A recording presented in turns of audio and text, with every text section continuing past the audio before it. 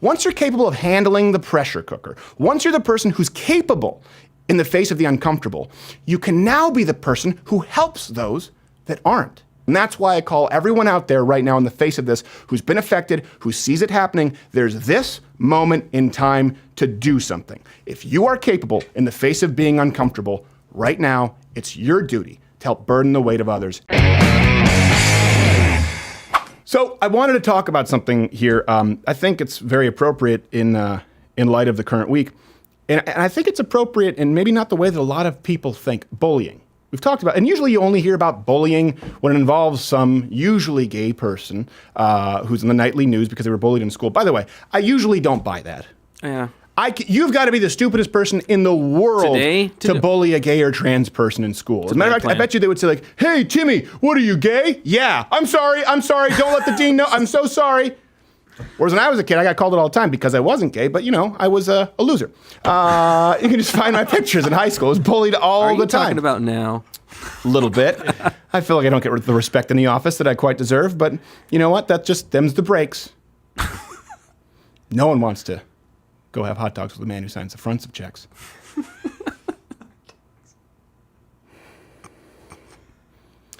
I'll be fine. But we're talking about bullying. And this is because they've tried to accuse us of being bullies, and more generally conservatives of being bullies. Here's something I would like to sort of posit. The reason that bullying in high school is so unbearable, or in the workplace, for example, is because it's chronic, it's systemic. If you have a bully in high school, or if you have a boss or a supervisor who's a bully, you still have to go in the next day. And believe me, I get it. I had days where I would just go to sleep and I'm like, oh, I don't want to wake up. I know that sounds terrible. I'm like, oh, I don't want to. I just hated my life going to school. And a part of it was bullying. A part of it was just I wasn't cut out for public school as we had in Canada. But the real problem there is you have to face that bully every single day. There's no way to get away from it. That's a big defining factor for me in bullying. Now, let's compare that to, for example, us doing a video or a rebuttal here, where maybe 2% of the video is us making light or us making fun of somebody in a way that they don't like. The thing is, that's not chronic. That's not systemic. You can shut it off. You can change the channel or online. You can just click on the next suggested video, which is probably turtle humping work boot or angry cat or tranny makeup tutorials, transy makeup tutorials. Now we can't use any words. They're all being banned retroactively. Right? You can change the channel. Now compare that to, say, removing the ability for anyone of a political persuasion to be able to make a living, including the 12 to 15 people here at Loud of Credit. It's not myself. This is an entire team of people. What's more chronic? What's more systemic? Who's the bully? The person who does a video that is never even addressed to you. And this is all conservatives out there, or the person who wants to make sure that they ruin everyone's life who's been involved with that video forevermore, or anyone who might even cover that video, even non-political channels, as you see with the Adpocalypse. People who just happen to cover it, we want you gone. Some people were surprised at the apology video that we issued. And it was rough. When you go back and you watch it, you're like, oh, that was, yeah, maybe a couple of those, but they were actual jokes that have appeared in the show. You shouldn't be surprised, though. Why? That's how you deal with bullies. I've seen a lot of conservatives, well, I'm the reasonable conservative. No, listen, you don't give in. You have to push back from the very beginning, right away. You give up no ground, unless you're wrong. But if you know you're not wrong, you don't apologize. And that's how we handle it. And you know what? A lot of people think that applies just to bullies, but I would say it applies to all high-pressure scenarios in life in general. There are some people who are naturally kind of what we refer to as game day players, right? Some people are born with it. Naturally, under pressure, they have another level, another switch. My dad is that guy. If you ever trained in a sport, you know some people, they say Tarzan in the gym, Jane on the field. There's some guys who are just unbelievable in training, but they can't put it together when it comes to game day. And then there's some guys who are kind of lackluster, you wouldn't pick out of a lineup, and then when it comes time to perform, boom, they're on it. Some people need pressure to perform. They need to see themselves bleed before they get their head in the mix. And here's one thing I will say. Well, I don't know that everyone on this team is a naturally born game day player. No one here in the Loud of Credit offices wilts under pressure. It's why, and I said this to everyone, because I know I could see that people were scared in the office when I walked in. It's why the attack from Vox, big media, it couldn't have happened to a more capable group of people. Not talking about myself, because just how much you see Vox bitch about how behind the scenes, all the work they put in, it's not even close to what these people put in behind the scenes.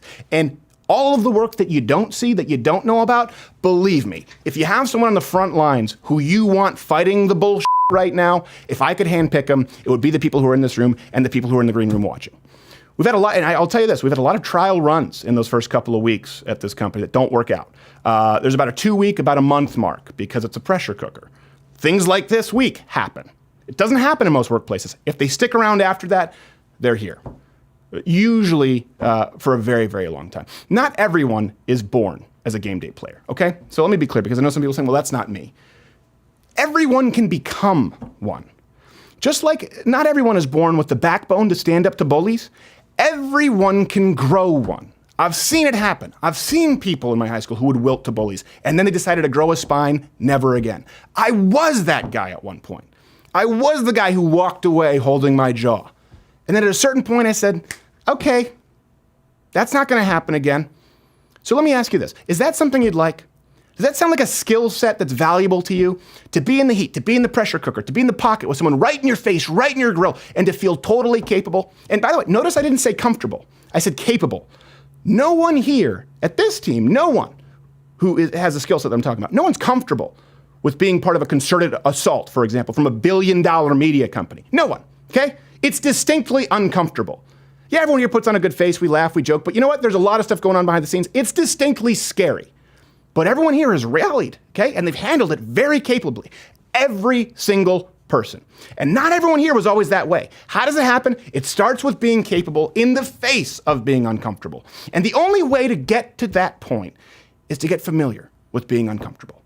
And how does that happen? It just takes, it's like building up calcium deposits on your bones, right? You've seen boxers, they do it with their hands, they do it with their shins, they actually build it up. They just hit it with a little bit of a screwdriver. That's something they come and do, or what is it, like a Pillsbury Doughboy roller, I don't know, some kind of a roller. I have no idea. It's a rabbit trail, it doesn't matter, I'm tired, shut up. The point is, it happens though, over time, right? Getting used to a little impact, getting used to the grind, getting used to the nicks, the bruises, getting used to being hungry, getting used to being tired, getting used to feeling disoriented. All of that has happened this week. And if you do it enough, if you do it consistently, if you stop avoiding anything other than your creature comforts at all costs, eventually you will find yourself capable of, when in the thick of it, being able to slow down, breathe, take inventory, accept the stress of a moment, the rush, the chaos, navigate what you need to do. You will become a game day player. And by the way, this isn't self-help advice. I don't like that term because it's narcissistic by its very nature. This isn't about loving yourself or feeling good about what you see in the mirror. What good would that do anyone here in the face of the apocalypse if I look in the mirror and say, well, you know what, I got mine. That doesn't help anybody. That's not what this is about. It's about helping others. Because guess what? Once you're capable of handling the pressure cooker, once you're the person who's capable in the face of the uncomfortable, you can now be the person who helps those that aren't. You can help them to lean on you. You can bear the weight not for yourself, but for others. Because guess what? Improving yourself, yeah, that's great. Of course you should. But carrying your own weight is not an accomplishment. It's the bare minimum.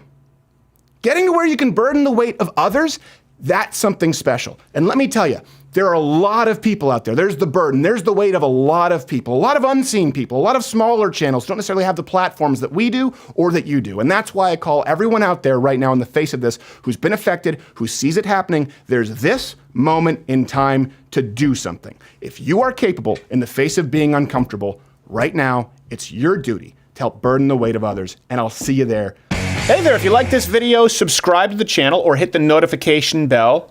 Do it. I'll wait a second. Do you hear that little ding? It actually didn't make a ding sound. I just did it. It happened while my mouth was doing it, and you thought it was coming from your computer. So that's fun. Also, there's some videos playing in these boxes next to me. Go watch those. You might enjoy them. You might not. I don't care.